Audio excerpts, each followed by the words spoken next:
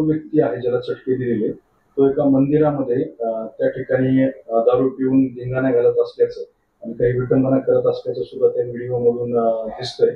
काय भूमिका आहे आता तुमची? नाही, मला नाही माहिती त्याबद्दल, पण हे खरं असेल तर अवघड आहे. हे जर खरं असेल, देवदेवतांची विटंबना होणार असली हिंदू धर्माच्या, तर मग अवघड आहे. ह्यो विषय अवघड होऊन जाईल. कारण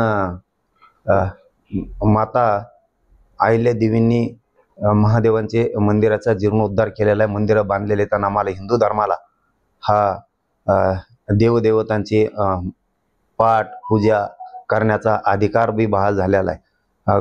गोरगरीब हिंदू जनता कुलदैवत मानते. कुलस्वामिनी आई तुळजाभवानी आणि महादेव हे कुलदैवत आहे. कुलदैवतावर तर कोणी जर असं करत असेल तर हे अवघड आहे. आमच्याकडे पण एक व्हिडिओ आला आहे, कोणचा आहे मला माहीत नाही, पण मी हे विशेष करून दाखवतो तुम्हाला. हे कुठला आहे, काय हे काय माहिती नाही याची.